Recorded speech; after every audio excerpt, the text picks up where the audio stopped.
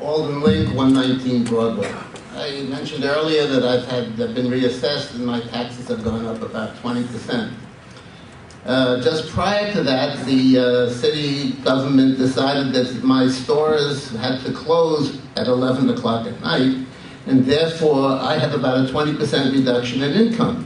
So I have a 20% reduction in income and a 20% increase in taxes. Now where's the money supposed to come from? The city wants, everybody wants to get paid except the store owners. So why does the store owner have to sacrifice their income so that everybody in the city can still get paid? I think if we're making it easier for the police department, maybe they should get a salary reduction and see how much they like that. I mean, where is this money supposed to come from? What am I supposed to do? How am I supposed to pay these taxes? That taxes are almost $10,000 on that building now.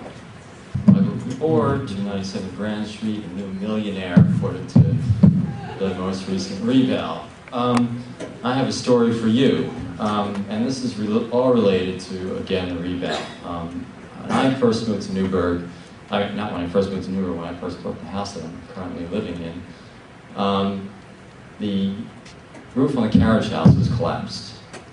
From stories that I had gathered from people who were former residents of the property, neighbors, and everyone else, apparently, it was apparent that this garage roof was collapsed for more than 30 years.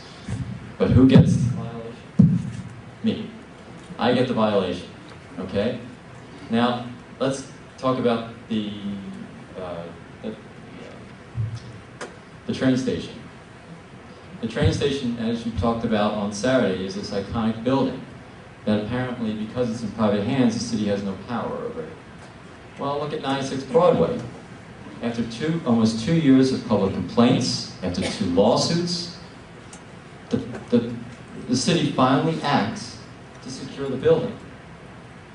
Now, this could have been done with every single abandoned building in this city because it is a law that is on our books. This is not something that's new. This is something that's been in our code for quite a while. Why hasn't it been done before?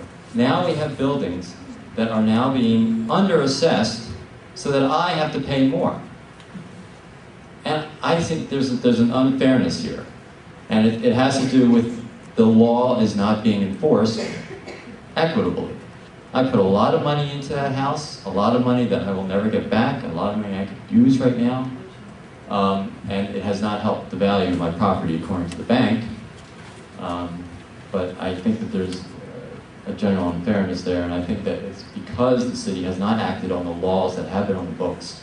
I think you need to, again, you brought up the idea of this train station being iconic. Well, apparently, as you've proven with 96 Broadway, you have the power to secure that building so it doesn't disintegrate any longer. What's taking you so long? What's taking you so long with all the other buildings that we've had to knock down in the meantime? I think it's hurt us in the pocket because those property owners or the city who owns them is not paying taxes. And I'm paying for that loss of those taxes. Thank you. We too received our new taxes. And to my astonishment, a piece of land that's adjacent to our house that has absolutely nothing on it except for a couple of rose bushes has grown in value by 1,500% since we bought it 10 years ago, and is valued at more than what you are selling the piece of property to Bluestone developers. Twice as much, by the way. Okay.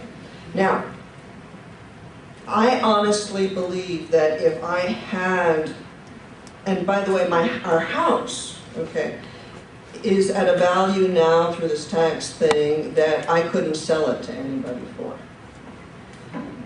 Now, my husband and I work very hard, and we have very little time together because we want to keep up our house, we want to live in it.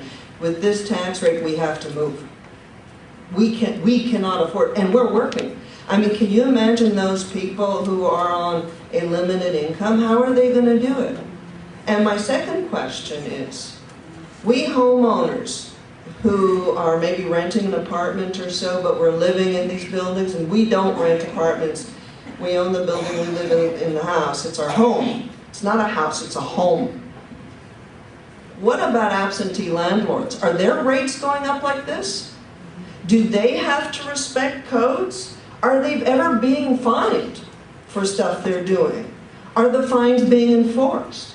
Because I know that if I have a bag of garbage on the street, I get a fine immediately. If I have a broken sidewalk, I get a fine immediately. Now, I'm usually very positive and everything else, but I was hit right between the eyes. And it is unfair that across the street, they probably don't have any increase, okay, and we get it all. And to what Michael said, if, you know, why is it that we homeowners need to pay the majority of this tax increase? If I could afford $1 million building, I'm sorry, I'd be living in $1 million neighborhood. And where I live, I love, but it ain't $1 million neighborhood. Thank you, Sean.